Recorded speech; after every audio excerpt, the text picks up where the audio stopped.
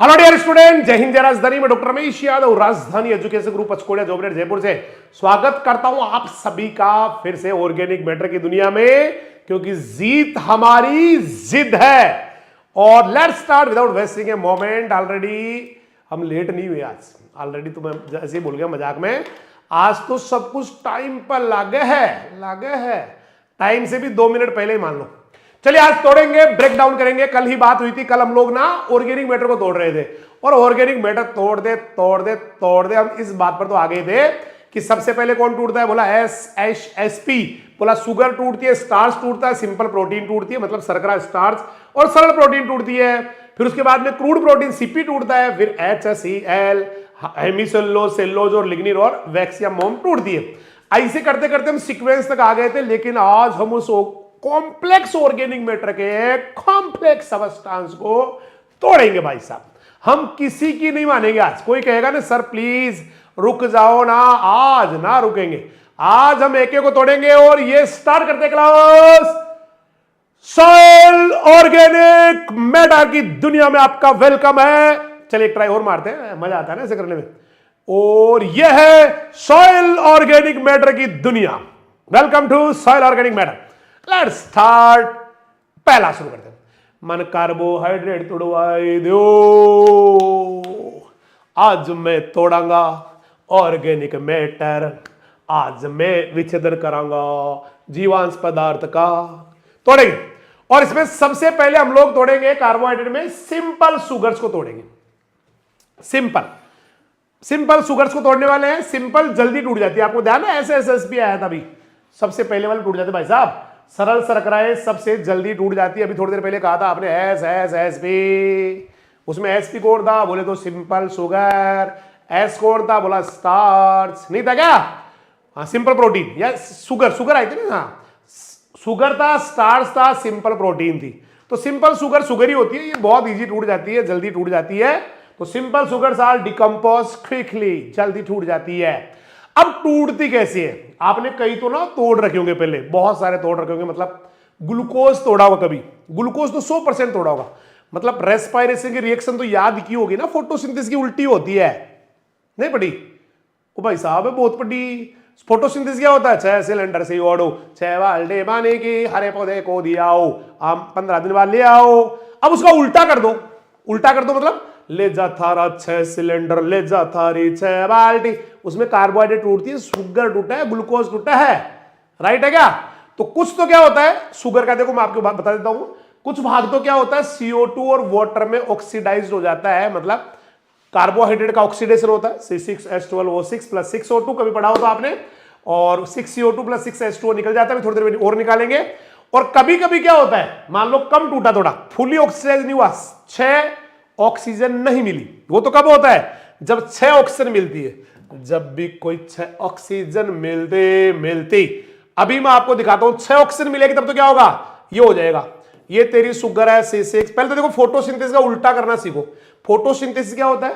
एकदम रेस्पिरेशन और एक दूसरे के उल्टे होते हैं। फोटोसिंथेसिस क्या होता है? ये हो गया 6 सिलेंडर से ओढ़ो, 6 बाल्टी पानी की हरे पौधे को दे आओ। भाई साहब लाइट चाहिए, थोड़ा क्लोरोफिल चाहिए, है ना, ये चाहिए। और क्या बन जाता है इसे बन जाता है एक तो आपका C6H12 मतलब carbohydrate glucose, H12O6 plus 6O2, ये बनता है। लेकिन अगर इसको उल्टा कर दे तो भाई साहब वो आपका रेस्पिरेशन हो गया, मतलब सिंपल शुगर ऑक्सीडाइज हो जाएगी। तो ये आपकी देखो, उसको उल्टा कर दो, उधर वाले उधर लिखो C6H12, ये तो काम की नहीं, ये तो अपनी यहां पढ़ी नहीं रहे, हम उल्टा बना थोड़ी रहे, आज तो बनी हुई को तोड़ रहे है ना। तो ये वाली काम की यहां पर, जैसे फुली ऑक्सीडाइज हो गया तब तो C6H12O6 प्लस 6O2 है ना उधर, तो 6O2। फिर ये जो बने हैं ना वो इधर ले आओ भाई साहब, है रेस्पिरेशन में, ये बन गया 6CO2 प्लस 6H2O। तो ये अगर 6H2O मिलता है ना, 6H2O मिलता है मतलब फुली ऑक्सीडाइज होता है, ऑक्सीजन प्रॉपर मिलती है ना, तब तो CO2 और वाटर बनेंगे। ऐसा ही लिखा हुआ देखो इसमें। इसका कुछ भाग है ना, कुछ भाग पूर्ण रूप से, ये से को अलग कर लेना, फोटो भी खींच लेना, एक कार्बन डाइऑक्साइड और जल में ऑक्सीकृत हो जाता है। और कुछ भाग अपूर्ण रूप से, अपूर्ण कब होगा? जब यहां पर 6 नहीं होगा, यहां पर कभी 1.5 होगा, कभी 4.5 होगा, तो फिर क्या बनेगा? फिर डिफरेंट टाइप के ऑर्गेनिक एसिड बनेंगे, कभी सिट्रिक एसिड बनेगा, कभी लैक्टिक एसिड बनेगा, ऐसे बनाएंगे। लैक्टिक तो खैर अलग हो गई, वो तो विदाउट ऑक्सीजन बनेगा, है ना, तो ये बनेंगे, या फिर एल्कोहल बनेगा, ऐसे बनेगा। तो जब भी कोई पूरी ऑक्सीजन मिलती तब तो CO2 और H2O बनता।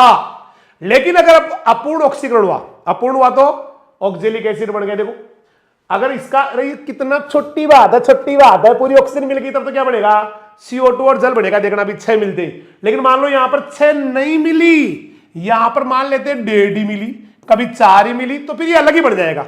या 1 ही मिली, 1 मिली तब तो बन जाएगा ग्लूकोरोनिक एसिड, और 1.5 मिलेगी ना 1.5, तब ये बन जाएगा सिट्रिक एसिड, मतलब एसिड बनेंगे। और फिर मान लो 1 ही मिली, नहीं 6 मिल गई, तब आपका CO2 और वाटर बनी रहा है, 6 से 2 ऐसे बनेगा। तो ये कहना ये चाहता है कि भाई ऑक्सीजन पूरी मिल गई ना तब तो बनेगा CO2 एंड वाटर, अगर ऑक्सीजन पूरी नहीं मिली तो क्या बनेंगे, फिर ऑर्गेनिक एसिड बनेंगे, या बिल्कुल ही नहीं मिली तो फिर एल्कोहल बन जाएगा, एल्कोहल बनेगा भाई साहब, है ना, ये बनेंगे। तो शुरू करते हैं, देखो क्या लिखा हुआ है, सम पार्ट ऑफ देम, किसका सम पार्ट भाई साहब, ऑर्गेनिक मैटर का, कार्बोहाइड्रेट का, कार्बोहाइड्रेट चल रहा है फिलहाल तो कार्बोहाइड्रेट का। तो सम पार्ट ऑफ देम, कुछ कार्बोहाइड्रेट का पार्ट है, that completely oxidize into CO2 and water, completely oxidation हो गया तो CO2 वाटर बन जाएगा। And some part gets incompletely decompose, और कुछ क्या होगा, पूरी तरह से टूटेगा नहीं, and produces various type of organic acids, और कुछ ऑर्गेनिक एसिड और एल्कोहल बन जाएंगे। समझ में आ गया, कितनी सीधी सीधी बात है। ऑक्सीडेशन कंप्लीटली हुआ, CO2 वाटर बन गया, अगर पूरा नहीं हुआ तो ऑर्गेनिक एसिड बन गए, या फिर एल्कोहल बन गया, या फिर वो समझ में आ गया होगा, सीधा लिख दो। If the carbohydrate is fully oxidize, arrow लगा के लिख दो CO2 and water. If partially oxidized या not fully oxidized, organic acid like citric acid, oxalic acid, propionic acid, butyric acid, lactic acid, ये बढ़ जाएंगे। और बस इतना ही बोला है मैंने तो अभी तो। अब चलते हैं इन रिएक्शंस की तरफ। आज हमारा कनतन रिएक्शन दिखा दूं तो कुछ फंजाई शुगर को तोड़ने वाली है और उससे glucuronic acid, citric acid, oxalic acid, आपका फ्यूमेरिक एसिड बनने वाला है। ये कौन है सारे, ये सारे के सारे ऑर्गेनिक है। तो some fungi break down sugars, carbohydrate या शुगर्स को तोड़ने वाली है, कार्बोहाइड्रेट या शुगर्स को तोड़ने वाली है, कार्बोहाइड्रेट या शुगर्स को तोड़ने वाली है फंजाई और बैक्टीरिया वगैरह आ रही है, फंजाई तोड़ेगी mainly, glucuronic acid, citric acid, oxalic acid या फ्यूमेरिक एसिड बनाने वाली है। तो देखते हैं रिएक्शन आ पाएगी या नहीं आ पाएगी, यदि आ पाएगी तो लिखनी नहीं पड़ेगी, अदरवाइज भाई साहब लिखने के लिए तैयार बैठे हम। बधाई हो बधाई हो, ऑक्सीजन वो रिएक्शन आ गई है। देखो इधर कौन सा है, कौन बना, ये आपके 12th की बुक में ये रिएक्शन नहीं है, ये 12th वाली बुक में नहीं है ना, लेकिन ये होती तो है ही। एक बार सर इसको तो मैं जानता हूं, ये तो कार्बोहाइड्रेट है, यानी कि या तो ग्लूकोज है या फ्रक्टोज है, सिंपल कार्बोहाइड्रेट। फिर इसका ऑक्सीकरण हुआ, ऑक्सीजन एक ही मिली, बताओ एक मिली तो पूरी मिली या कम मिली, इसलिए तो कम मिली, कम मिली तो बन गया ग्लूकोरोनिक एसिड, इसका नाम होता है glucuronic acid, GLUCORONIC, glucuronic acid. बहुत सिंपल सा फॉर्मूला, ज्यादा हार्ड नहीं। देखो क्या होता है, कैसे लिखते हैं, CHO, फिर बीच में CHOH 4 बार लगेगा इसके साथ, है ना भाई, और COOH। मैं तो कहूं ऐसा फॉर्मूला तो आते ही रहने चाहिए भाई साहब, ग्लूकोरोनिक एसिड नाम है इसका, है ना, ये बन गया, और प्लस क्या निकल गया, वाटर।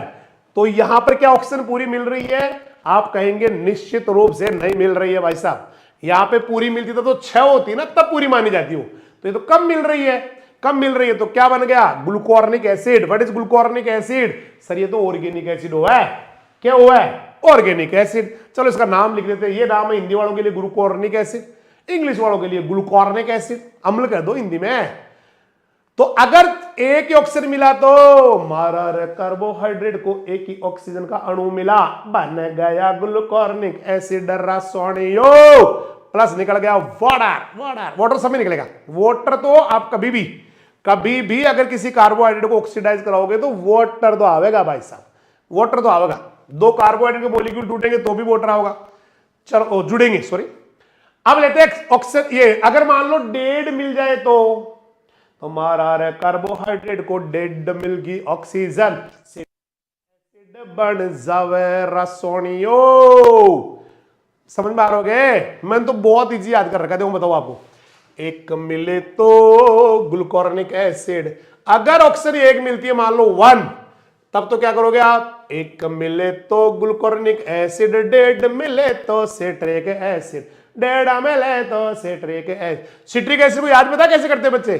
687 के नाम से, 6 8 7, डेढ़ बराबर 687, डेढ़ बराबर 687, एक बराबर ग्लूकोरनिक एसिड, डेढ़ बराबर 6 8 7 सिट्रिक एसिड, सिट्रिक एसिड। याद ऐसे करते हैं, है ना? एक बराबर ग्लूकोरनिक एसिड, डेढ़ डेढ़ बोलते हैं 1 आपको इंग्लिश मीडियम वाले बच्चे। डेढ़ बराबर सिट्रिक या साइट्रिक एक ही बात है भाई साहब। सिट्रिक एसिड 6 8 7 687, डेढ़ बराबर 687, डेढ़ बराबर 687, डेढ़ बराबर है 687।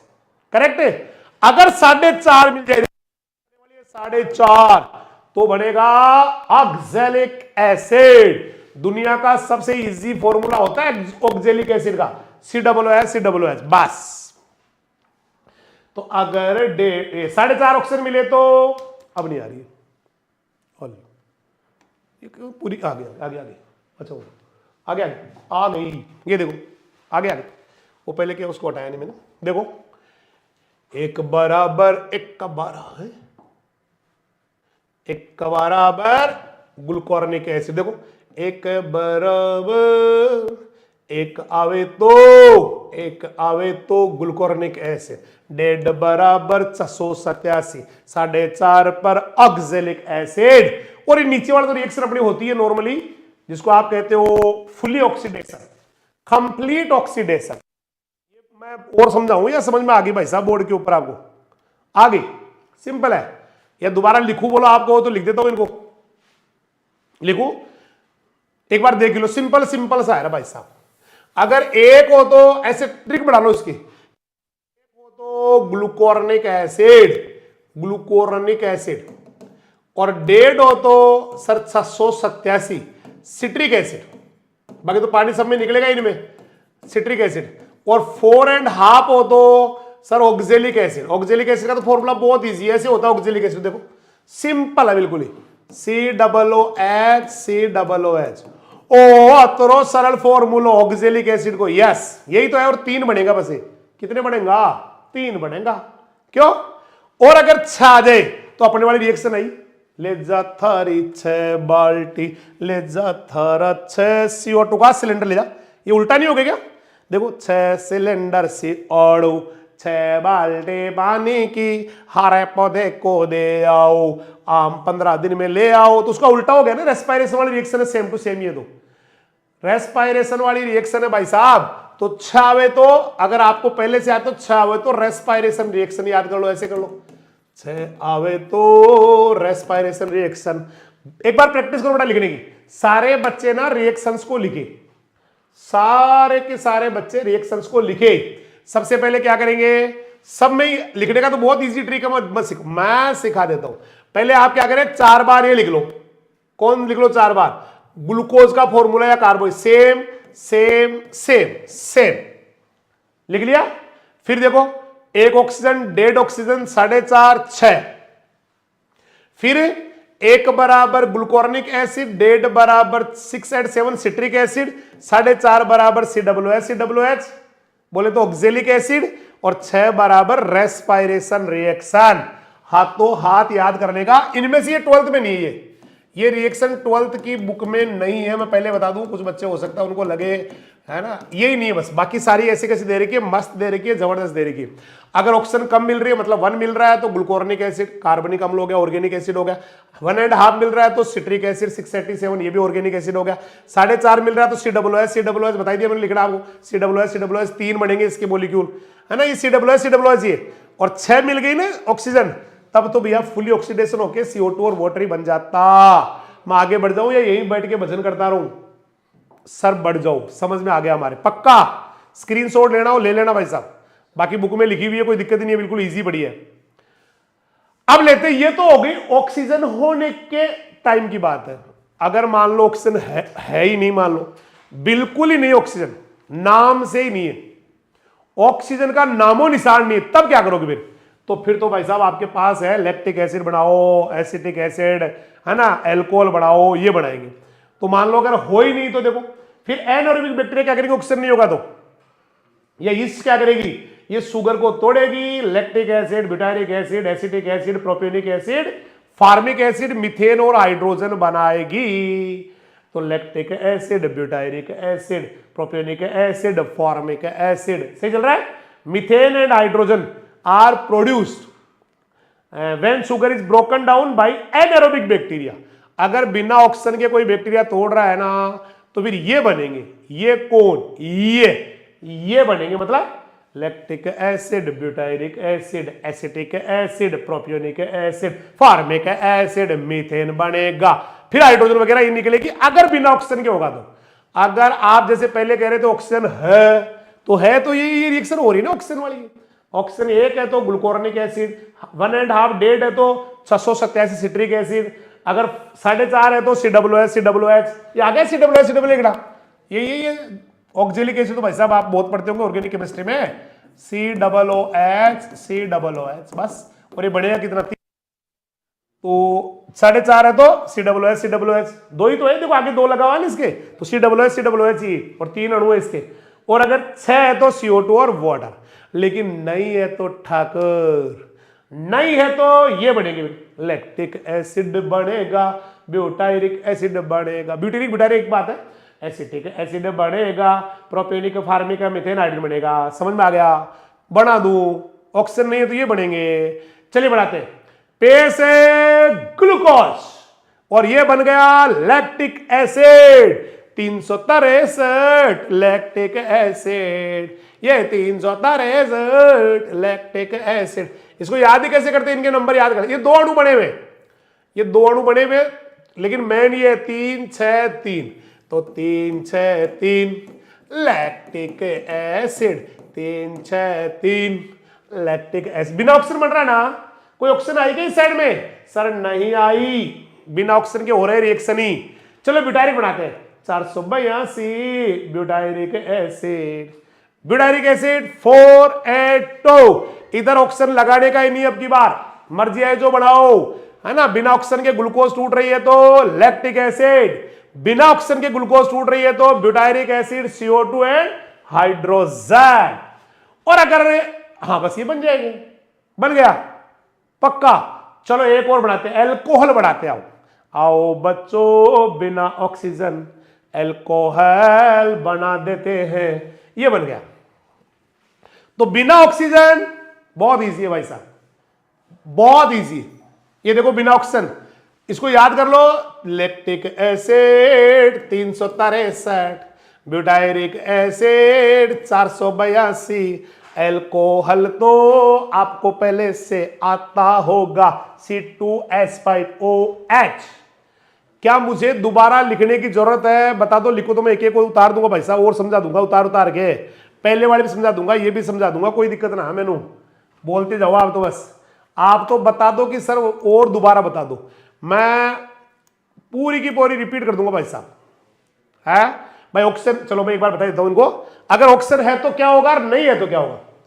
चलिए ऑक्सीजन है तो क्या होगा, मैं एक बार पूरी रिएक्शन को बना के दिखाता हूं बस। अब तो स्माइल दे दो आप। बोला सर ने तो रेडीमेड हमें ऐसे ही सीधी काजू कतली बना के खिला दी, हमारे सामने ही काजू कतली बनानी थी, हमें दिखाना था काजू कतली बनाते कैसे। चलिए ये मैंने लिखा है, देखो सभी में कार्बोहाइड लिख दिया, से ऑक्सीजन की उपस्थिति, ऑक्सीजन की प्रेजेंस से बेटा, O2 प्रेजेंट है तब क्या रिएक्शन होगी, तो C6H12O6, C6H12O6, C6H12O6, पहले वाली, अभी नहीं बाद वाली नहीं है, पहले वाली है, ठीक है भाई। और C6H12O6, अब O2 1.5 O2, 4.5 O2 और 6 O2, करेक्ट करेक्ट। अब दो एरो एरो एरो एरो, ठीक है। अब इसका बताया था मैंने ग्लूकोर्निक एसिड है, तो CHO, ब्रैकेट में क्या बताया था, CHOH, ग्लूकोर्निक एसिड है CHOH, ब्रैकेट बंद करके 4 और COOH प्लस वाटर तो निकलेगा ही, वाटर के बिना तो कोई रिएक्शन नहीं होती है। ये कौन बन गया सर? ग्लूकोर्निक एसिड बताया था आपने, ग्लूकोर्निक एसिड, ग्लूकोर्निक एसिड। अब डेड मिले तो 687, तो C6H8O7, C6H8O7 प्लस 2 जल का अणु निकाल दो। इसका नाम क्या बताया था सर? अभी तो कहा था आपने, सिट्रिक एसिड होता है, साइट्रिक एसिड होता है, कुछ भी बोल दो। चलो हिंदी में बोल देता हूं साइट्रिक, इंग्लिश में सिट्रिक एसिड कहते हैं। फिर मैंने कहा था 4.5 लग जाए, तो फिर आपने कहा था सर भाई अभी भी कहा था कि COOH प्लस वाटर, क्यों भाई? प्लस वाटर, 3 लगा दो, 3 वाटर 3 ही COOH बन गया। अब इसको चाहे ऐसे लिख दो चाहे फिर ऐसे लिख दो, COOH आगे लगा दो, 2 है ना ये, तो आगे 2 लगा दो, और अणु कितने हैं? 3, ऐसे लिख दो, एक ही बात है। क्या नाम है इसका? इसका तो नाम ऑक्जेलिक एसिड है, ठीक है भाई। अब लास्ट वाली जो रिएक्शन है वो तो आपको पहले से आती है या नहीं आती है? वो तो भाई साहब श्वसन का उल्टा है, वो श्वसन ही है, सॉरी रेस्पिरेशन का उल्टा है, सॉरी फोटोसिंथेसिस का। तो ये क्या हो गया? 6CO2, पूरा ऑक्सीजन मिल गया ना 6, तो 6CO2 प्लस 6H2, ये तो ऑक्सीजन की प्रेजेंस में होने वाली है। ऑक्सीजन प्रेजेंस में क्या बना? कभी ग्लूकोर्निक एसिड है, कभी सिट्रिक है, मतलब एक है तो ग्लूकोर्निक एसिड, डेढ़ है तो सिट्रिक एसिड, 4.5 है तो COOH ऑक्जेलिक एसिड, और 6 है तो CO2 एंड वाटर, करेक्ट। अब सेकंड वाले बताता हूं मैं आपको, अगर ऑक्सीजन हो ही नहीं तब क्या होगा? तब तो और भी इजी रिएक्शन है। आओ, नहीं होगी तो क्या करेंगे? नहीं होगी तो वापस लिख लो इनको, किनको? C6H12O6, C6H12O6 carbohydrate, C6H12O6, correct. अब इसके सभी के, क्योंकि ऑक्सीजन तो है ही नहीं, तो सीधा ही तीर लगा दो इनके, बस इनके नंबर याद कर लो फिर। 363, 3, 6, 3, इसको बोलते हैं लैक्टिक एसिड। बिना ऑक्सीजन के लैक्टिक एसिड में टूट सकता है, 2 बन जाएंगे। या फिर ब्यूटायरिक एसिड 482, C4H8O2, ये कौन हो गया? ये हो गया आपका, प्लस CO2 निकल जाएगी, प्लस 2 CO2 प्लस 2 हाइड्रोजन निकल जाएंगे। क्यों भाई? ये आपका क्या हो गया? इसका नाम होता है ब्यूटायरिक एसिड, बिना ऑक्सीजन के ब्यूटायरिक एसिड बन गया। मैं कहूं भाई जी इतनी सरल मिलेगी इंटर्न रिएक्शन। और ये डायरेक्ट एल्कोहल बढ़ा दो इसमें, डायरेक्ट एल्कोहल मतलब C2H5OH प्लस 2 CO2 निकाल दो, 2 ही एल्कोहल निकाल दो, 2 ही CO2 निकाल दो। अब इसका नाम क्या हो गया? ये तो ये बिना ऑक्सीजन के, ये एब्सेंट है यहां पर ऑक्सीजन, एब्सेंस ऑफ O2 होगा तो ऐसे टूटेगी शुगर, और ये बन गया आपका इथाइल एल्कोहल, और CO2 निकल गई। अब भी नहीं आया ना भाई साहब, तो भगवान आपको माफ ना करेगा। मैं पहले बता देता हूं, इतना समझाने के बाद भी नहीं आया तो इसका मतलब आप समझना नहीं चाहते, फिर कोई कर नहीं सकता आपका कुछ भी। चालू कर दो, समझ में आ गया? बधाई हो। ये वाली रिएक्शन है जो लास्ट में लिखी थी मैंने, ओके ओके। आओ कार्बोहाइड्रेट तो टूट गया रे बाप, आओ स्टार्च तोड़ांगा। हम तो जी स्टार्च तोड़ते हैं। स्टार्च तोड़ने के लिए एनारोबिक बैक्टीरिया चाहिए, एवाईवीएस बैक्टीरिया, मतलब बिना ऑक्सीजन के रहने वाले। वो स्टार्च को ना या तो ऑर्गेनिक एसिड बढ़ाएंगे, एल्कोहल वगैरह में तोड़ेंगे, एसीटोन में तोड़ेंगे, हाइड्रोजन देंगे और CO2 भी देंगे। तो कुछ माइक्रोब्स क्या करते हो, कुछ सूक्ष्म जीव विशेषकर एनारोबिक बैक्टीरिया ये स्टार्च को तोड़ेंगे। ये स्टार्च है, तोड़वाई लो, स्टार्च तोड़वाई लो, ऑर्गेनिक एसिड मिल जाएगा, या फिर एल्कोहल मिल जाएगा, या फिर एसीटोन मिल जाएगा। मतलब या तो सारे मिल जाएंगे या इनमें से कुछ मिल जाएंगे, ऐसे रहेगा। तोड़ेंगे भी, तोड़ेंगे 2 मिनट में। देखो, some micro specially anaerobic bacteria, बिना ऑक्सीजन के रहने वाले बैक्टीरिया एनारोबिक कहलावा है, और ऑक्सीजन की प्रेजेंस में काम कर है एरोबिक कहलावा है। तो सम microbes, especially anaerobic bacteria, converts starch into various organic acids, alcohol, acetone, hydrogen, CO2, इनमें तोड़ा है, क्या करा है? तोड़ा है इनमें, करेक्ट है भाई। चलिए शुरू करते हैं स्टेप बाय स्टेप। ये है स्टेप बाय स्टेप, हो गया ये। ओ हो ऐसे टूटेगा, ये टूटेगा। आई 2 रिएक्शन साथ साथ, एक बार फिर से उठा के गिराते इनको, एकदम अड़ाप यूं। अब सही है, ठीक है। आओ देखो कैसे टूट रही है। पहले स्टार्च का होगा जल अपघटन या हाइड्रोलिसिस। ये आपकी बुक में लिखा हुआ नहीं है, लेकिन इसको लिखने से आपको बहुत इजी सारा स्टार्च को तोड़ना मिनट में आ जाएगा। पहले क्या होगा, स्टार्च का ना हाइड्रोलिसिस या जल अपघटन होगा, मतलब पानी खुद भी टूटेगा, स्टार्च को भी लेके बैठेगा। ठीक है भाई। और यहां पर एक एंजाइम आएगा, डाइस्टेज एंजाइम। क्या आएगा, डाइस्टेज। ये डाइस्टेज निकालता कौन है, ये निकालते हैं सूक्ष्म जीव। तो जब भी कोई स्टार्च टूटे, माल्टोज माल्टोज एंजाइम डाइस्टेज चाहिए। एंजाइम कौन सा चाहिए, डाइस्टेज। तो स्टार्च का ब्रेकडाउन होगा, हाइड्रोलिसिस होगा, या यू कह दी कि breakdown in presence of water, या स्टार्च का हाइड्रोलिसिस होगा। तो डाइस्टेज एंजाइम चाहिएगा और बन जाएगा माल्टोज। तो माने स्टार्च ने तोड़वा दो, ये बनवा दो माल्टोज, हाइड्रोलिसिस करवा दो ये डाइस्टेम एंजाइम से थे। तो स्टार्च को तोड़वा दो, ये बनवाई दो माल्टोज थे। तो हाइड्रोलिसिस करवा दो ये in presence of diastase enzyme. अब क्या होगा, माल्टोज का फिर हाइड्रोलिसिस या जल अपघटन होगा और बन जाएगा ग्लूकोज। और ग्लूकोज की आगे की कहानी तो तेनू पता है, अभी थोड़ी देर पहले ही किया तूने। ये रहा C6H12 O6 प्लस 6O2, तो सॉरी 6O2। तो क्या निकलता है हमेशा, जब भी कोई ग्लूकोज टूटेगी तो ये कहानी बार बार आएगी इसी चैप्टर में। तो क्या निकलेगा, 6CO2 प्लस 6H2O। जरा याद करो अभी 6 ऑक्सीजन वाली रिएक्शन, 6 ऑक्सीजन वाली रिएक्शन याद करो। तो ये रिएक्शन तो ऐसे इलाबोरेट हो गई, खुली खुली लिख दी हमने। तो किसी को आया क्या समझ में कि ज्यादातर जो जीवाणु होते हैं वो डाइस्टेज एंजाइम निकालते हैं। डाइस्टेज क्या करता है, स्टार्च को माल्टोज में हाइड्रोलिसिस कर देता है, जल अपघटन कर देता है भाई साहब।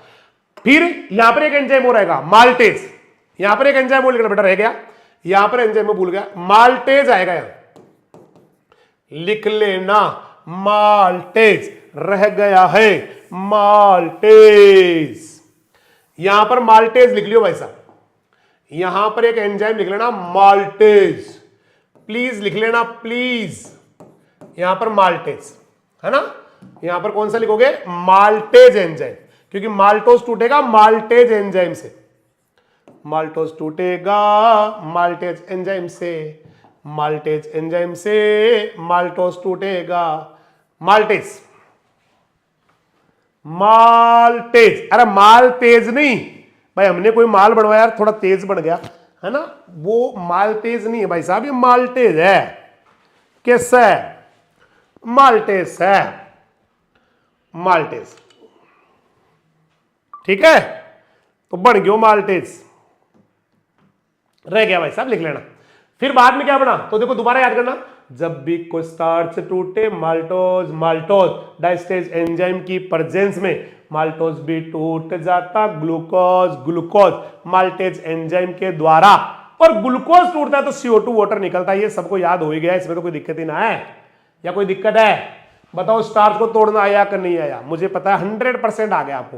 ये देखो साफ साफ लिखा हुआ है कि ज्यादातर जो जीवाणु होते हैं ना भाई साहब, वो क्या करते हैं, डाइस्टेज एंजाइम बनाते हैं जो स्टार्च को माल्टोज में जल विश्लेषित कर देता है। जल विश्लेषित हाइड्रोलिसिस को बोलते हैं, जल अपघटन कोई है ना। और फिर माल्टेज क्या करता है, वो माल्टोज को ग्लूकोज में तोड़ देता है। और ग्लूकोज भाई साहब आगे देखो, most bacteria produce diastase enzyme which hydrolyse starch into maltose and maltase enzyme hydrolyse maltose into glucose. देखो देखो स्टार्च तो टूट गया है, और देखा देखो स्टार्च तो टूट गया है। स्टार्च कैसे टूटा, एक डाइस्टेज आता है, स्टार्च को माल्टोज बनाता है, हाइड्रोलिसिस कराता है, स्टार्च को माल्टोज बनाता है, एक माल्टेज एंजाइम आता है, माल्टोज को बनाता ग्लूकोज, हाइड्रोलिसिस कराता है, माल्टोज को ग्लूकोज बनाता है। और जब भी ग्लूकोज आएगी तो टूट जाएगी वो, देखो ग्लूकोज क्या करेगी, फिर माइक्रोब्स को तोड़ देंगे और क्या बना देंगे, CO2 एंड वाटर। तो ये तो मैंने कई बार बता दिया आपको, अभी और बता देता हूं मैं एक बार, देखना आप हमेशा ग्लूकोज को क्या कर रहे हो आप, सर ग्लूकोज तो अभी थोड़ी देर पहले बताया था कि C6 ग्लूकोज क्या होती है, सर C6H12 और 6 प्लस 6O2, तो फिर क्या निकलता है 6CO2 प्लस 6H2, हमेशा ऐसे टूटती हो तो ग्लूकोज तो हमें तोड़ना आवे है सर, ग्लूकोज में दिक्कत ना है सर, करेक्ट, ऐसे होता है। तो ग्लूकोज जो है ना वो तो CO2 और वाटर में कन्वर्ट हो ही जानी है भाई साहब माइक्रोब्स के द्वारा, कोई दिक्कत है? तो स्टार्च तो टूट गयो रे बापू, कार्बोहाइड्रेट तो पहले ही टूट गो, स्टार्च तो अभी टूट गो। स्टार्च कैसे टूटा? स्टार्च को बनाया माल्टोज डाइस्टेज एंजाइम ने, स्टार्च का कराया जल अपघटन डाइस्टेज एंजाइम ने, और क्या बन गया फिर माल्टोज, स्टार्च माल्टोज, फिर माल्टोज का माल्टेज ने तोड़ दिया, हाइड्रोलिसिस करवा दिया और बन गया ग्लूकोज, और ग्लूकोज CO2 एंड वाटर में टूटता जावे सर।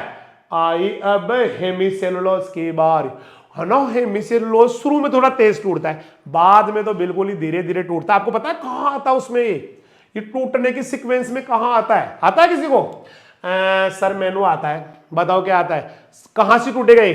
पहले पहले कौन टूटेगा? सर मुझे बिल्कुल पता है, आपने बताया था एस टूटेगा, एस टूटेगा, एसपी टूटेगा। एस बोले तो सुगर्स बताया था सर आपने, एस बोले तो बोला सर सुगर्स बोला था शर्कराएं, एस बोले तो स्टार्च बोला था आपने, एसपी बोले तो सिंपल प्रोटीन बोला था। ये पहले टूटती है, नहीं बताओ टूटती है कि नहीं टूटती है? आप कहेंगे टूटती है। फिर उसके बाद सर आपने बताया था सीपी टूटा है, सीपी बोले तो क्रूड प्रोटीन, क्रूड है प्रोटीन टूटा है। बताया था कि सीपी के बाद में नंबर आता है HCl के लैपटॉप का, यानी एस टूटा है हेमीसेलुलोज। एच कौन है बाबा? Sir hemicellulose. तो ये तो बेचारा बहुत लेट टूटा, पहले ये टूटे, ये भैया वो टूटे, फिर ये भैया टूटे, अब इसका तीसरे पे नंबर आया। फिर बोला सर आपने कहा था सेलुलोज टूटेगा, तो ये टूट गया सेलुलोज। फिर आपने कहा था सर कि एल टूटेगा लास्ट में, एल बोले तो लिग्निन और wax, lignin and wax, lignin और मोम टूटेगा।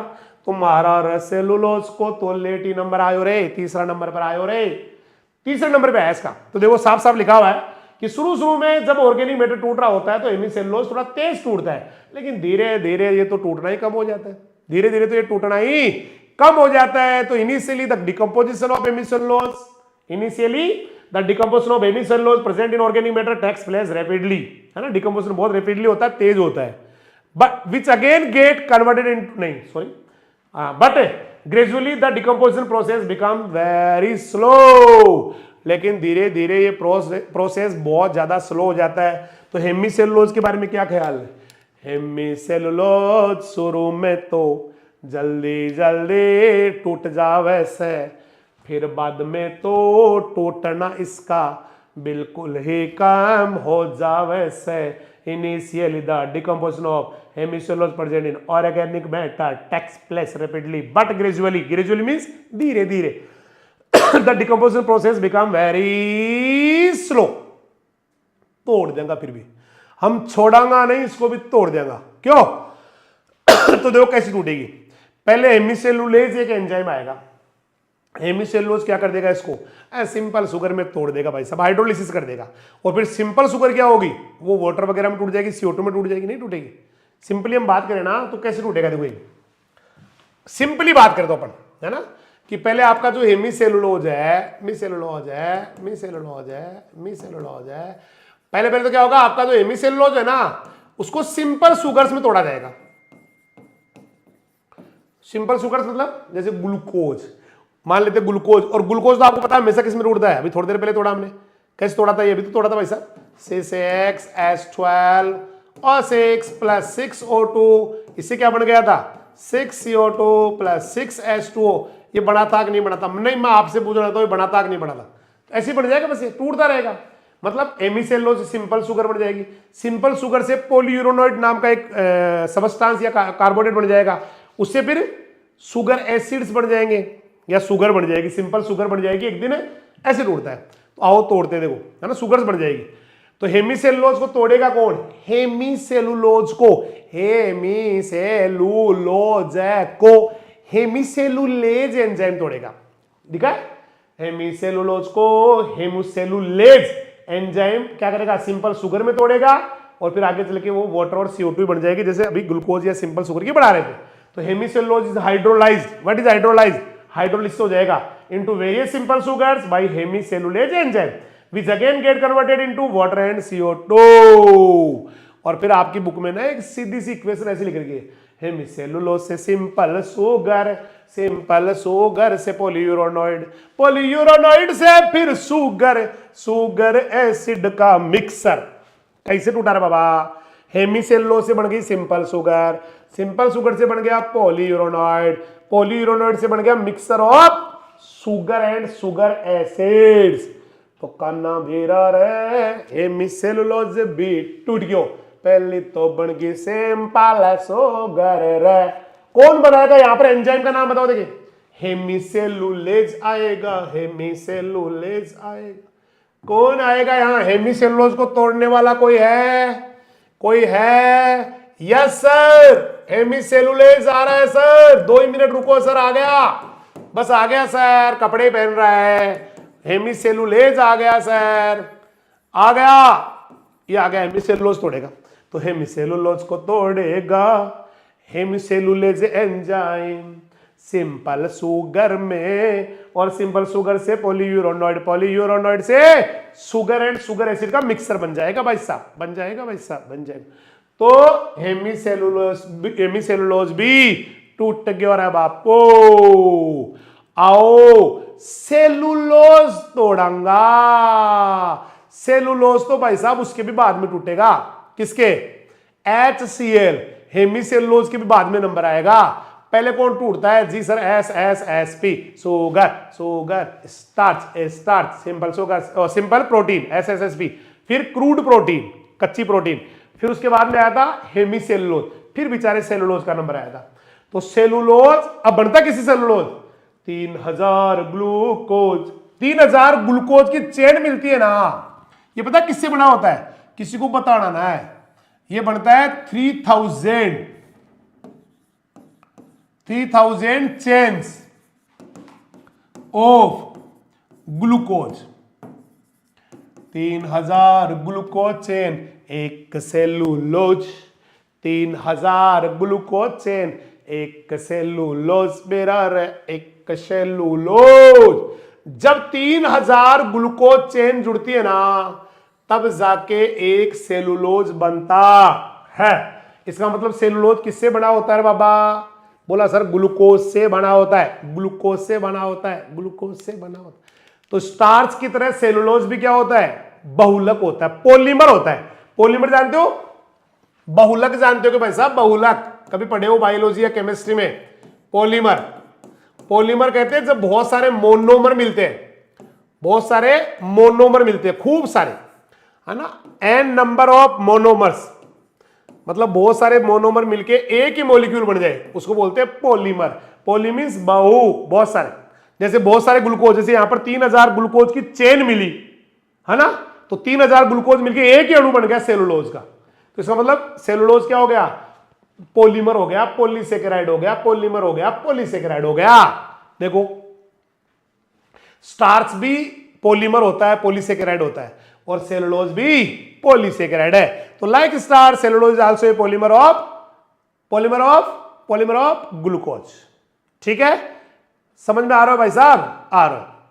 अब आओ इसको तोड़ांगा, छोड़ांगा नहीं हम, लेकिन तोड़ेगा कौन, इसको तोड़ने वाले कौन है, कोई बैक्टीरिया तोड़ेगा, एक्टिनोमाइसीट्स, फंजाई भी तोड़ेगी, और सेलुलोज को तोड़ेगी। सम स्पेसिफिक बैक्टीरिया आवेगा, एक्टिनोमाइसीट्स आवेगा, फंजाई भी आवेगी, तोड़ देगी रे सेलुलोज, तोड़ देगी रे सेलुलोज, तोड़ देगी रे सेलुलोज।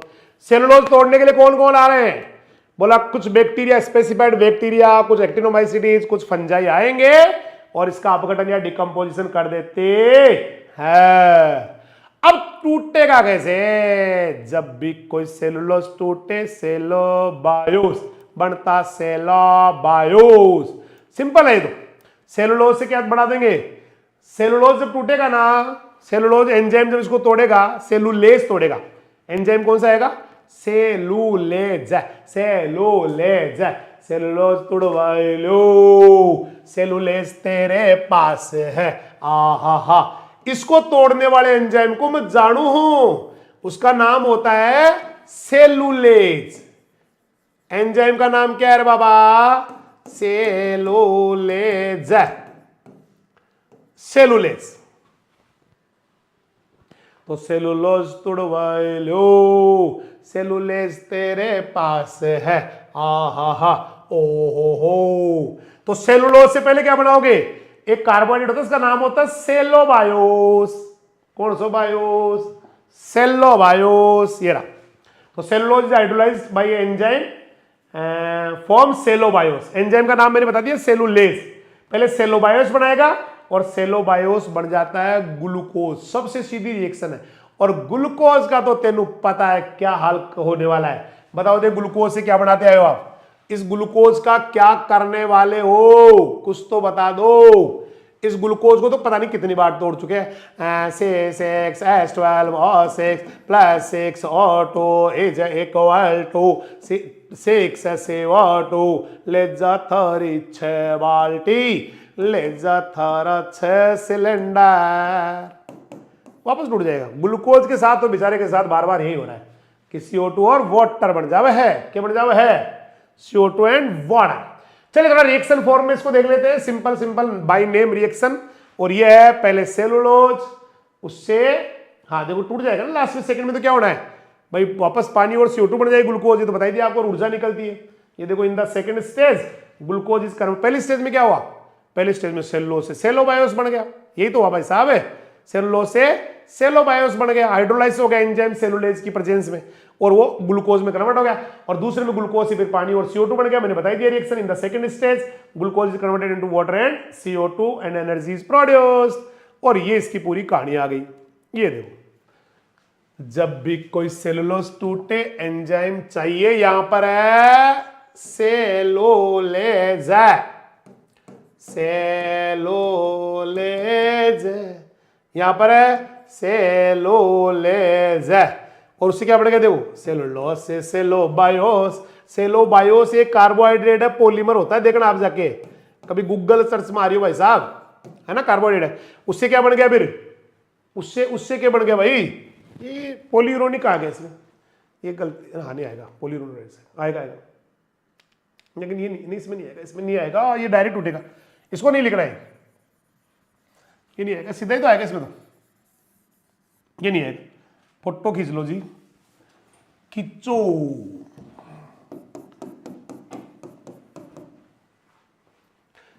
ठीक है। सेलुलोज एंजाइम का नाम सेलुलेज बना देगा सेलोबायोस। सेलोबायोस से ग्लूकोज सीधा ही, और ग्लूकोज से CO2 और H2O बन जाओगे को। CO2 और H2O बन जाओगे। करेक्ट है? हो गयो। चलिए आगे बढ़ जाते हैं। हो गयो। सिंपल। जितना इजी सेलुलोज है उतना तो कोई मेरे को लगा नहीं आज तक। आओ अब सबसे खतरनाक चीज को तोड़ते हैं, जो टूटने में सबसे ज्यादा परेशान करती है। पेश है लिग्निन। भाई साहब, लिग्निन की जो स्ट्रक्चर होती है बड़ी कॉम्प्लेक्स होती है, बड़ी रिजिड होती है, मतलब बहुत ज्यादा जटिल और कठोर होती है, या कॉम्प्लेक्स एंड रिजिड होती है, नेरो होती है, यूं कह सकते हो। टूटा ही ना है, सबसे लास्ट में टूटा है। HCl के लैपटॉप में सबसे लास्ट में आता है भाई साहब, सबसे लेट टूटता है। बताओ पहले किसको तोड़ते हो आप? सर हम तो अभी थोड़ी देर पहले आपने बताया था, हम तो सीधा ही पहले एस बोले तो शुगर, है ना, एस, ये भी नहीं, ये ऐसे ही नहीं है, ये ठीक। पहले आपने कहा था सर एस टूटेगा, फिर एस टूटेगा, फिर एस पी टूटेगा, बोले तो शुगर स्टार्च सिंपल प्रोटीन। फिर आपने कहा था ये जब टूट जाए ना तो फिर सीपी टूटेगा, क्रूड प्रोटीन। फिर ये टूट जाए तो सर आपने कहा था एस टूटेगा।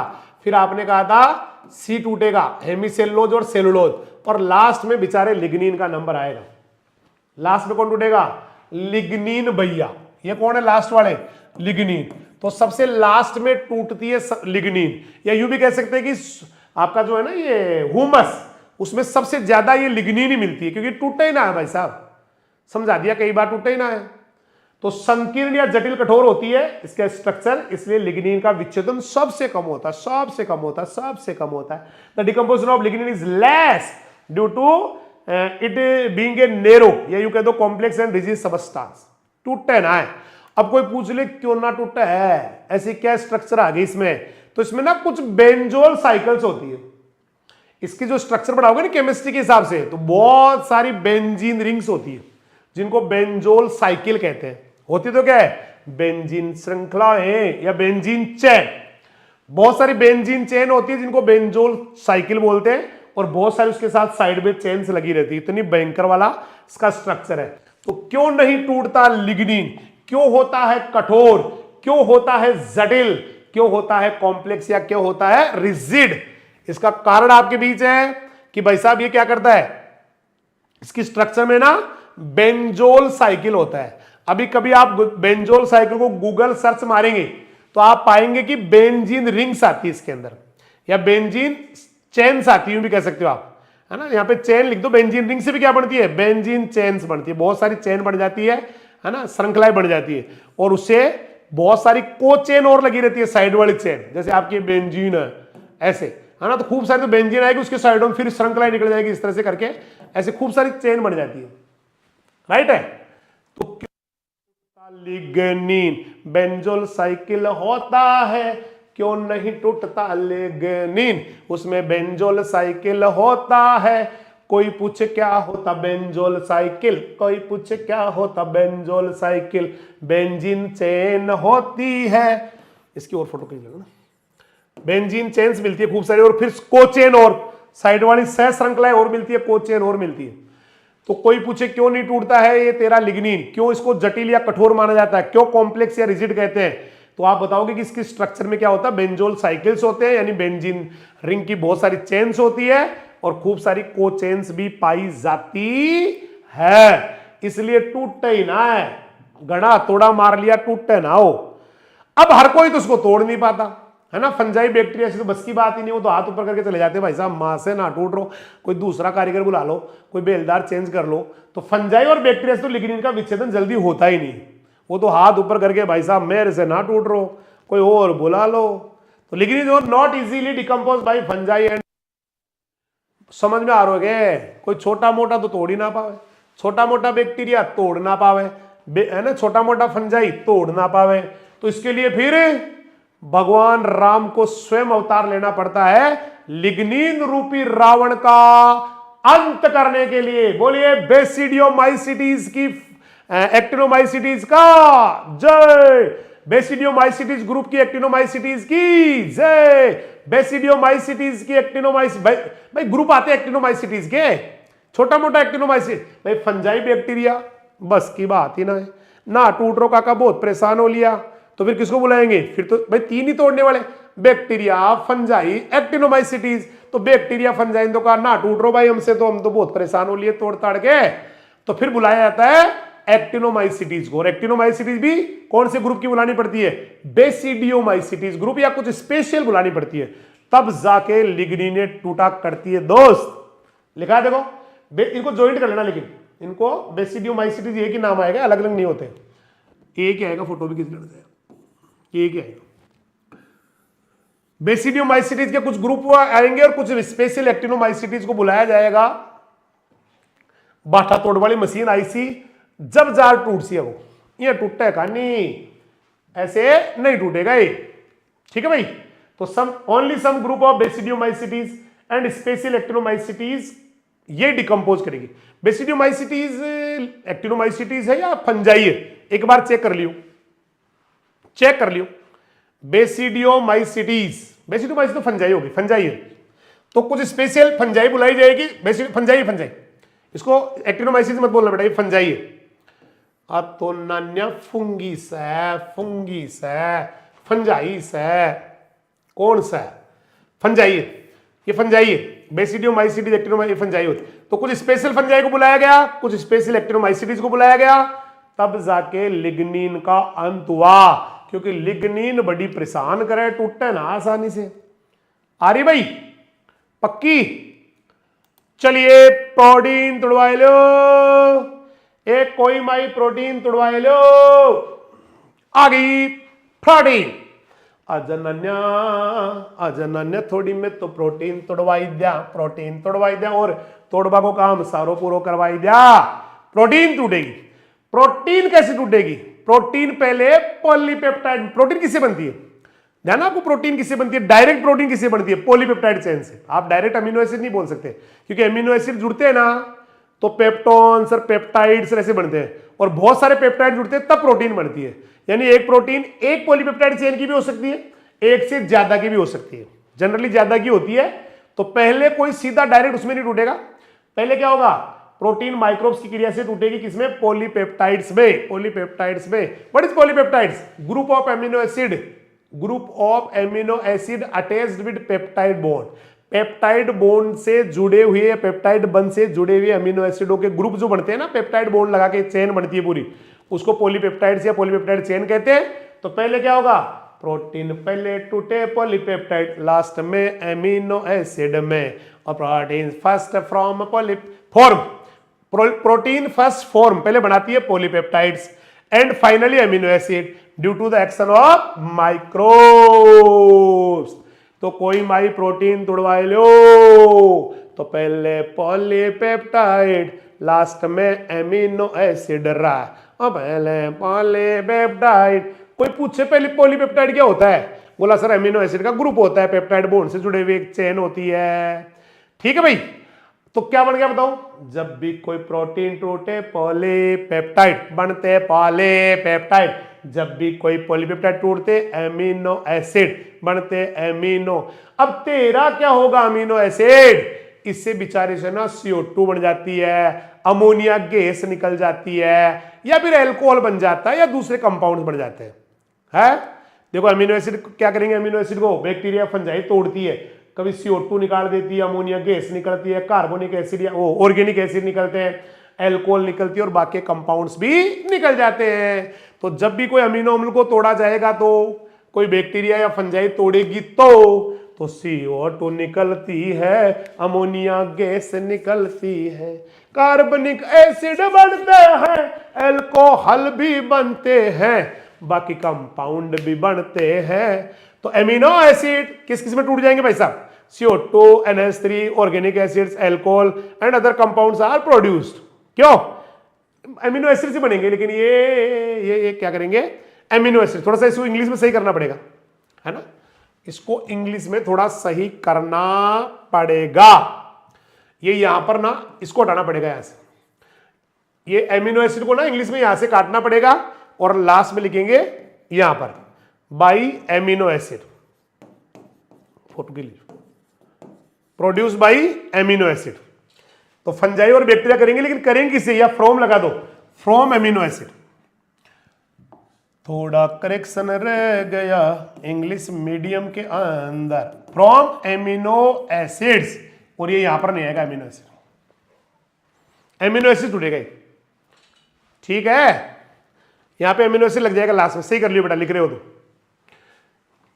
तो CO2 ammonia organic acid, alcohol and other compounds are produced as a result of the action of bacteria and fungi from amino acid. तो कुल मिला के देखो क्या बात होगी, कुल मिला के एक ही बात होगी कि पहले इसकी भी रिएक्शन लिख लो ना। आप क्या दिक्कत है? आओ बच्चों तुम्हें लिखाऊं प्रोटीन वाली रिएक्शन, इसकी भी रिएक्शन बना लो। कभी प्रोटीन टूटे तो अमीनो एसिड डायरेक्ट मत बनाना, पहले क्या बनाना? ये तुम्हारी प्रोटीन है, प्रोटीन से पहले क्या बनाना? पॉलीपेप्टाइड्स, है ना? प्रोटीन से क्या बनाना? पहले पॉलीपेप्टाइड्स, करेक्ट। फिर क्या बनेंगे? अमीनो एसिड, इससे बन जाएगा आपका एमिनो एसिड या अमीनो अम्ल। फिर एमिनो एसिड से क्या बनेगा? इससे तो बहुत चीजें बनाई अभी आपने, है ना? खूब सारे बनाएंगे, बैक्टीरिया और फंजाई। देखो एमिनो एसिड से क्या होगा? इस पर रिएक्ट करेंगे बैक्टीरिया फंजाई, इनको तोड़ देंगे एमिनो एसिड को, और क्या क्या बनाएंगे? थोड़ा सा CO2 बन जाएगा, थोड़ा सा अमोनिया जाएगी, थोड़ा अम्ल,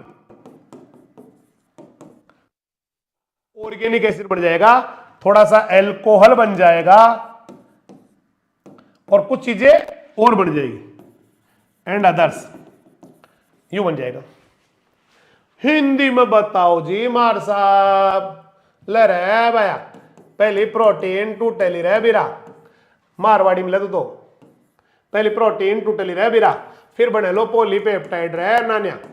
पॉलीपेप्टाइड क्या बताया मैंने, एमिनो एसिड के ग्रुप होते जो पेप्टाइड बॉन्ड जुड़ते हैं, फिर इससे बनेगा अमीनो अम्ल।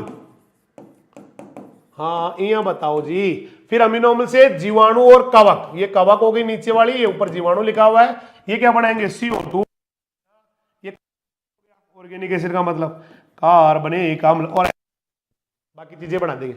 तो क्या मैं समझा पाया अपनी बात को, क्या मैं अपनी बात कि प्रोटीन टूटे तो पॉलीपेप्टाइड, पॉलीपेप्टाइड टूटे तो अमीनो एसिड, अमीनो एसिड टूटे तो CO2, ammonia, organic acid, alcohol and other compounds, and other compounds बन जाते हैं।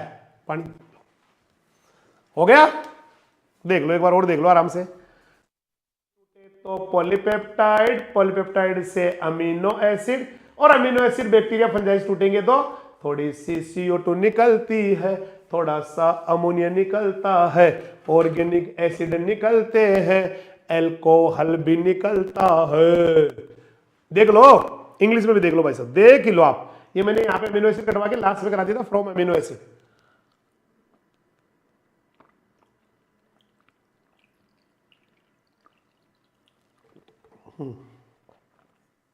हो गया, हो गया टूटना। तो अब हम पढ़ेंगे फैक्टर्स। क्या पढ़ेंगे रे बाबा सर, फैक्टर्स। क्या पढ़ेंगे रे बाबा, फैक्टर्स। शुरू करते हैं बाबा नानक की एक कहानी से। जीवांश पदार्थ के टूटने को, विच्छेदन को प्रभावित करने वाले कारक, factors affecting decomposition of organic matter. कौन कौन से फैक्टर जो जीवांश पदार्थ के टूटने को अफेक्ट करते हैं, लेते हैं, शुरू करते हैं भाई साहब, लेते हैं। तो जीवांश पदार्थ के टूटने को ना दीज फैक्टर्स अफेक्ट करने वाले हैं। The following factors affect the decomposition of या disintegration of the organic matter. Correct है, यहां पे डिसइंटीग्रेशन की ज्यादा बढ़िया होता है डिकम्पोजिशन, डिकम्पोजिशन को अफेक्ट करने वाले, राइट। चलिए पहला फैक्टर लेते हैं, नेचर ऑफ प्लांट रेजिड्यू। कैसा है तेरा प्लांट पार्ट जी, कैसा है तेरा प्लांट रेजिड्यू, उसका अफेक्ट करता है। कैसे अफेक्ट पड़ता है, उसकी उस पौधे की जो प्लांट पार्ट है ना, मतलब ऑर्गेनिक मैटर पौधे का भाग है, उसका कंपोजिशन क्या है, कंपोजिशन क्या है, संगठन क्या है उसका, और उसकी उम्र क्या है, कच्चा पौधा है या बड़ा पौधा है। बताना मत किसी को, जो छोटे पौधे होते हैं ना कच्चे, वो जल्दी टूट जाते हैं, बजाय ज्यादा पके हुए वो तो होते ही हैं। जैसे सरसों है, आप तो सारे एग्जाम्पल छोड़ो, सरसों तो बोते हैं सभी के, कौन कह रहा नहीं बोते, अरे ये बोते हैं, तेरे साइड वाले चाचा जी के नहीं बोते क्या, बोते नहीं बोते। अब सोचो सरसों है और सरसों पूरी पक्के यान का डाकड़ा होगा बेका यान का, और उसके बाद उसको आपने मिट्टी मिलाया, पकेगी नहीं, और कच्ची को ही आपने काट के मिट्टी मिला दिया ना ठूंठों को, वो जल्दी मिल जाएगी। तो इसका मतलब पहली बात होती है पकड़ने पर किसका फर्क, विच्छेदन पे या अपघटन पे किसका फर्क पड़ता है। तो एक तो पौधे का संगठन कैसा है, उसमें नाइट्रोजन है कि नहीं, अगर नाइट्रोजन है ना तो किसी को बताना मैं जल्दी टूट जाएगा, वो जल्दी अपघटन हो जाएगा, है ना। उसकी उम्र क्या है, अगर छोटा बच्चा है, छोटा पौधा है, जल्दी सड़ जाएगा, बड़ा है तो वो हार्ड हो जाता है ना। ये देखो, the composition the age of the plant affect the rate of the decomposition. उस पौधे का बनावट, उसका कंपोजिशन, उसका संगठन और उसकी उम्र का इफेक्ट पड़ने वाला है टूटने पर, ब्रेकडाउन पर या डिकम्पोजिशन पर। जैसे ये पौधा दिख रहा है आपको, ये सकुलेंट प्लांट है, सरस पौधा है, रस भरा हुआ पौधा है, जल्दी टूट जाएगा। देखो पूर्ण परिपक्व पौधों की तुलना में अगर ज्यादा पका हुआ तो पौधा है, उसकी बजाय जो सरस पौधे होते हैं ना, सरस में रस सा भरा होता है, रस टाइप का भरा होता है, रस रस रस सकुलेंट टाइप का, है ना, वो सरस उत्तक है, वो जल्दी टूट जाता है। तो प्लांट्स विद सकुलेंट टिश्यूज, थोड़ा रस भरे हुए टिश्यू है, are decompose faster than fully mature plants. तो पके हुए पौधे की बजाय सकुलेंट तो टूटता है जल्दी। पके हुए पौधे की बजाय सकुलेंट, तो सकुलेंट बोले तो मांसल जल्दी टूट जाते हैं। उम्र की बात करते हैं, कम उम्र का जल्दी न टूटे, नाइट्रोजन है तो और भी जल्दी टूटे। ये नाइट्रोजन का फंडा परमानेंट याद करना, अगर कचरे में या ऑर्गेनिक मैटर में नाइट्रोजन है तो वो जल्दी टूट जाएगा रे बाबा। अगर ऑर्गेनिक मैटर में है नाइट्रोजन, टूटेगा जल्दी से, टूटेगा जल्दी से। तो कम उम्र का पौधा और सरस पौधा जिसमें जल विलय नाइट्रोजन ज्यादा है वो जल्दी ही टूट जाता है बाकी पौधों की बजाय। लिखा है, छोटी सी उम्र में टूट गयो जल्दी, नाइट्रोजन है तो टूट गयो जल्दी, जल्दी टूट जाता है। तो in younger and succulent plant decomposition is faster due to higher amount of water soluble nitrogen. ये नाइट्रोजन का कंसेप्ट तो परमानेंट दिमाग में डालेना, जिसमें है नाइट्रोजन ज्यादा वो तो जल्दी टूटा सा, जिसमें है नाइट्रोजन ज्यादा, जिसमें नाइट्रोजन ज्यादा वो तो जल्दी टूट जाता है। ये तो परमानेंट याद कर लेना रे, सारी बातें भूल जाना। बट एक बात याद रखना भाई साहब कि जिस पौधे में, जिस कचरे में, जिस ऑर्गेनिक मैटर में नाइट्रोजन ज्यादा होता है वो तो जल्दी टूटता है। तो छोटी सी उम्र होनी चाहिए और वाटर सोल्यूबल नाइट्रोजन होनी चाहिए, फिर तो धमाधम टूट जाएगा, बहुत स्पीड से टूट जाएगा। कोई दिक्कत है?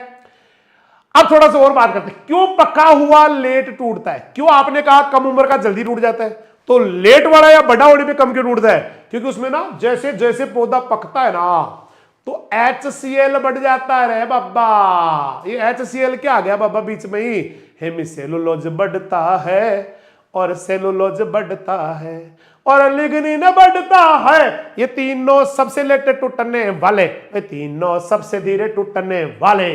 तो जब भी कोई पौधा पकता बढ़ गया HCl। But HCl hydrochloric acid नहीं, HCl का लैपटॉप, हेमिसेलुलोज बढ़ जाता है, सेलुलोज बढ़ जाता है, लिग्निन बढ़ जाता है, इसलिए वो टूटता ही धीरे धीरे है।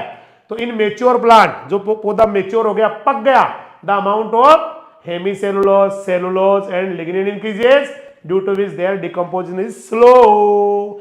धीरे धीरे टूटे पाक्योड़ो पौधो भी में बढ़ जावे हेमिसेलुलोज, सेलुलोज, साथ में बैठ लिग्निन रे, इलिए टूटे रकम पाक्योड़ो पौधो बढ़ जावे हेमिसेलुलोज, सेलुलोज, लिग्निन। ओ भाई साहब धीरे टूटे हेमिसेलुलोज, सेलुलोज, लिग्निन। ओ भाई साहब कितनी बार बता दी, कितनी बार बता दिया आपको कि सबसे लास्ट में टूटते हैं। बताओ डिकम्पोज से पहले कौन टूटता है? सर कितनी बार तो आपने बता दिया। मैं एस टूटता, एसपी टूटता, शुगर टूटती, स्टार्च टूटती, सिंपल प्रोटीन। फिर कौन टूटता है इनके बाद? फिर सर आपने बताया था ना सिप्पी टूटा है, क्रूड प्रोटीन है। अब ये तो जल्दी टूटने वाले हैं, लेकिन वो अब जो आएंगे ना इस पौधे में, पकने वाले पौधे में, H बढ़ गया, C बढ़ गया, L बढ़ गया, और ये बीरा सबसे लास्ट में टूटा है। H बोले तो हेमिसेलुलोज लास्ट में टूटता और सेलुलोज लास्ट में टूटता, लिग्निन भी टूटता सबसे लास्ट माई। ऐसा गुस्सा आयो जीण बाई न तू रिजे बजाए। तो पके पौधे में क्या होता है? ये बढ़ जाते हैं भाई साहब, सेलुलोज, हेमिसेलुलोज, लिग्निन बढ़ जाते हैं, HCl बढ़ जाता है, इसलिए धीरे टूटता है। चलिए सेकंड पॉइंट पे बात करते हैं, मॉइस्चर का क्या फर्क पड़ेगा? ज्यादा मॉइस्चर, कम मॉइस्चर, दोनों ही माइक्रोब्स की एक्टिविटी को रोक देंगे भाई साहब। अगर पानी ज्यादा भर गया नहीं मिलेगी ऑक्सीजन, माइक्रोब्स को ऑक्सीजन नहीं मिलेगी। अगर सूखा हो गया तो फिर मॉइस्चर के बिना दिक्कत आ जाएगी। इसका मतलब ज्यादा नमी में, ज्यादा सूखे में कम टूटता है ऑर्गेनिक मैटर, ज्यादा नमी में, ज्यादा सूखे में कम टूटता है ऑर्गेनिक। अत्यधिक नमी, अत्यधिक शुष्क अवस्था, जीवांश पदार्थों का विच्छेदन या टूटना हो जाता है कम, क्योंकि माइक्रोब्स की एक्टिविटी हो जाती है कम। यहां पे जीवाणु बोले तो सूक्ष्म जीव है, उनकी एक्टिविटी हो जाती है कम। देखो, decomposition of organic matter is less या slow in excessive moisture and in dry condition, ज्यादा पानी डिकम्पोजिशन कम, ड्राई कंडीशन सूखा मौसम डिकम्पोजिशन कम। क्यों? क्योंकि एक्टिविटी ऑफ बैक्टीरिया डिक्रीजेस। यहां बैक्टीरिया बोले तो माइक्रोब्स ज्यादा अच्छा वर्ड है ना। यहां पे बैक्टीरिया नहीं बोल के ना आप सारे के सारे ना फोटो खींच लियो और यहां पर लिख देना माइक्रोब्स, ज्यादा बढ़िया वर्ड है। 12वीं में तो ऐसे ही दे रखा है, यहां पे 12वीं में यहां सूक्ष्म जीव ज्यादा अच्छा वर्ड है। सूक्ष्म जीव को लेना बुक के अंदर ही, सूक्ष्म जीव।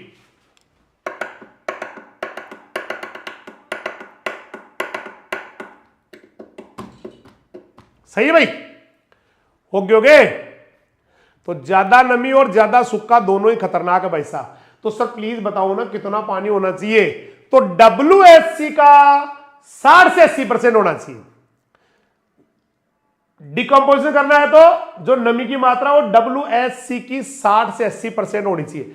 अब आप ये जानते नहीं हो कि WHC क्या होता है, वाटर होल्डिंग कैपेसिटी क्या होती है, जल धारण क्षमता क्या होती है। जल धारण क्षमता कहते हैं मिट्टी में जितना भी कैपिलरी वाटर रुक गया ना, सारा का सारा कैपिलरी वाटर, केसीए जल, उसको बोलते हैं जल धारण क्षमता। तो केसीए जल अगर कम होता होता होता 60 से 80 आ गया ना, सबसे मस्त हो, सबसे मस्त है 60 से 80%।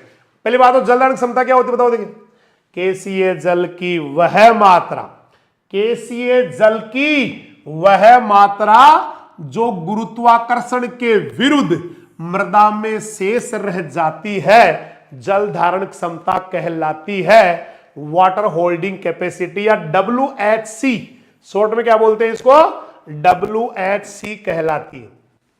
दोबारा बोलूं, इंग्लिश में बोलूं, amount of capillary water held against gravity is called water holding capacity.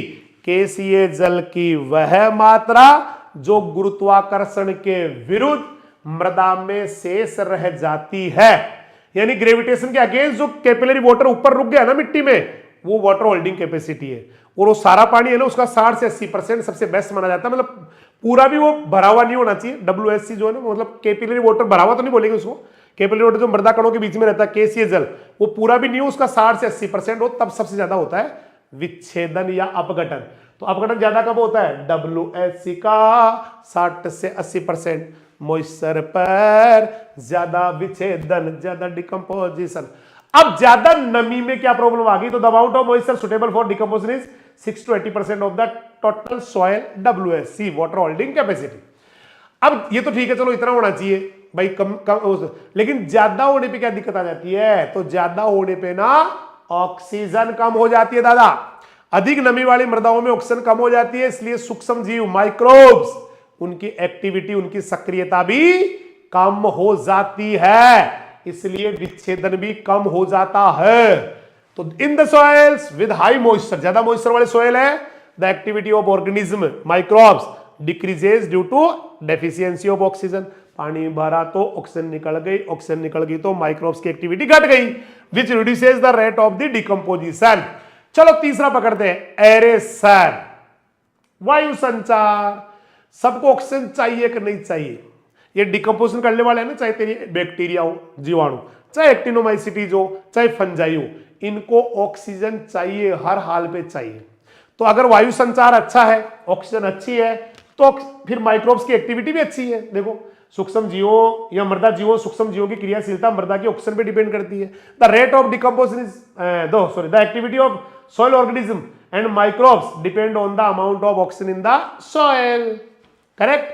The activity of soil microbes, soil microorganism, yes, soil organism depend on the amount of oxygen in the soil. तो जितनी है oxygen उतनी है क्रियाशीलता microbes की और organism की या सूक्ष्म जीवों की और जीवों की। इसका मतलब किसमें ज्यादा होगा? देखो अच्छी वायु संचार वाली मृदा में ज्यादा होगा, जिसमें ऑक्सीजन ज्यादा होगा। तो ऑक्सीजन है ज्यादा, डिकम्पोजिशन है फास्ट, ऑक्सीजन है ज्यादा, O2 है ज्यादा, डिकम्पोजिशन फास्ट है, फास्ट है। करेक्ट है भाई? तो समझ में आ गया ना भाई साहब, ऑक्सीजन चाहिए तो चाहिए, O2 is more, decomposition is more, क्योंकि सही एरेशन होगा ना, उचित वायु संचार वाली दोमट मिट्टी होगी, या फिर दोमट, उसमें ज्यादा होगा बजाय चिकनी के। क्यों ज्यादा होगा दोमट में? दोमट में एरेशन ज्यादा होता है, वायु संचार ज्यादा होता है। दोमट ज्यादा लोमी सोइल, लोमी सोइल में ज्यादा होगा बजाय क्ले सोइल के, है ना, या काली मिट्टी के या बारीक मिट्टी के, चिकनी मिट्टी के बजाय। तो अच्छी वायु संचार वाली दोमट मिट्टी में वायु संचार अच्छा होता है, ऑक्सीजन अच्छी होती है काली मिट्टी की बजाय या चिकनी मिट्टी की बजाय, इसलिए दोमट में ज्यादा होता है। जानो हो के दोमट ऐसी मिट्टी होती है जिसमें सैंड, सिल्ट, क्ले तीनों के गुण होते हैं। मिट्टी के 3 प्राइमरी पार्टिकल होते हैं, प्राइमरी पार्टिकल्स ऑफ सॉइल, मृदा के प्राथमिक कण। एक तो होता है सैंड, बालू या रेत, एक होता है सिल्ट, एक होता है क्ले। सैंड, सिल्ट, क्ले प्राथमिक, सैंड, सिल्ट, क्ले प्राथमिक, सैंड, सिल्ट, क्ले प्राथमिक। अगर ये तीनों मिट्टियों के गुण किसी मिट्टी में आ जाते हैं तो उसको कहा जाता है दोमट या लॉमी। सैंड, सिल्ट, क्ले के गुण, लॉमी सैंड, सिल्ट, क्ले के गुण, लॉमी सैंड, सिल्ट, क्ले के गुण। दोमट का मतलब क्या होता है? सैंड के गुण, बालू के गुण भी होते हैं, सिल्ट के गुण भी होते हैं, साइज बता रखी है भाई साहब मैंने, और क्ले के गुण भी होते हैं। तो बेस्ट कौन सी होगी बेटा? दोमट मिट्टी, लोमी, क्योंकि उसमें वायु संचार ज्यादा होता है, इसलिए ऑर्गेनिक मैटर का डिकम्पोजिशन भी ज्यादा हो जाता है। टेम्परेचर की बात करा, हाँ आ जाओ टेम्परेचर, सॉइल टेम्परेचर। तो टेम्परेचर भी भाई साहब बहुत अफेक्ट करता है माइक्रोब्स की एक्टिविटी को, सूक्ष्म जीवों की एक्टिविटी को या सक्रियता को। तो सूक्ष्म, यहां भी सूक्ष्म जीव आएगा, ये जीवाणुओं ना ज्यादा जगह इन्होंने जीवाणु डाल दिया, यहां पे सूक्ष्म जीव आएगा। ये जीवाणु क्या, जीव अणु ऐसे करके बोल देते हैं सूक्ष्म जीवों को ही, तो यहां पर भी सूक्ष्म जीवों आएगा, माइक्रोब्स आएगा। तो सूक्ष्म जीवों की क्रियाशीलता पर भी मृदा ताप का बहुत फर्क पड़ता है ना। सूक्ष्म जीवों की क्रियाशीलता पर मृदा ताप का बहुत फर्क पड़ता है बाबा। The temperature of soil has a great effect on the activity of microbes की एक्टिविटी पे बहुत अफेक्ट करती है। यहां पे भी क्या कर लोगे आप, माइक्रोब्स, है ना, माइक्रोब्स कर लेंगे, हो गया। तो the temperature of soil has a great effect on the activity of microbes, सबको पता है। चलिए बेस्ट टेम्परेचर बताता हूं, लेकिन उससे पहले हम बात करते हैं कम से कम कितने में हो सकता है। तो होने को तो ये 5 में भी हो जाता है भाई साहब, होने को तो 5 डिग्री पे हो सकता है, लेकिन 5 के बाद जैसे टेम्परेचर बढ़ेगा ये बढ़ जाएगा। तो decomposition process takes place even at 5 degree Celsius, 5 degree centigrade, but its rate increases with the increase in temperature. तो जब भी कोई टेम्परेचर बढ़ता 5 के बाद में, 5 का 6 हुआ, 6 का 7, 8, 9, 10 तो बढ़ता जाएगा, लेकिन बेस्ट टेम्परेचर 30 से 40। बेर मारा रे डिकम्पोजिशन होवे ज्यादा 30 से 40 डिग्री सेल्सियस पर, 30 से 40 डिग्री सेल्सियस पर। नान्या बीरा रे सबसे ज्यादा ऑर्गेनिक मैटर 30 से 40 पर टूटे रे, 30 से 40 पर टूटे रे। नान्या बीरा रे वेरी मोस्ट क्वेश्चन, डिकम्पोजिशन 30 से 40 पे होवे, suitable temperature 30 to 40 degree Celsius, very most question होवे। नान्या बीरा रे विच्छेदन होवे 30 से 40, suitable temperature for decomposition is 30 to 40 degree Celsius, correct. अब लेते हैं फैक्टर नंबर 5, CN रेशियो। लेकिन उससे पहले एक पॉइंट रह गया, 40 डिग्री सेंटीग्रेड से अगर ज्यादा टेम्परेचर हो गया तो फिर तो भाई साहब कोई ऐसे अलग ही कारीगर आएंगे, अलग ही टाइप के बैक्टीरिया आएंगे जिनको ताप की कोई ज्यादा दिक्कत नहीं आती, या अलग ही टाइप की फंजाई आएगी, अलग ही टाइप का एक्टिनोमाइसीट जाएगा। तो अगर भाई बेस कितने पे टूट रहा है सर, अभी तो बताया आपने 30 से 40 पे, तो 40 से ऊपर हो गया, 5 से भी 5 पे भी टूटेगा, लेकिन 5 पे थोड़ा कम टूटेगा, फिर 6 पे बढ़ेगा, 7 पे बढ़ेगा, 30 पे तो भरपूर आ जाएगा, 40 तक शानदार चलेगा, 40 के बाद में फिर कम होना शुरू हो जाएगा, क्योंकि फिर स्पेशल टाइप के अलग से कोई बैक्टीरिया आएंगे जो गर्मी सहन कर सकते हो, क्योंकि 40 के बाद तो बहुत गर्मी हो जाती है भाई साहब, 40 के बाद तो ना हालत खराब हो जाती है इंसानों की भी, तो ये तो माइक्रोब से बिठाए बेचारे।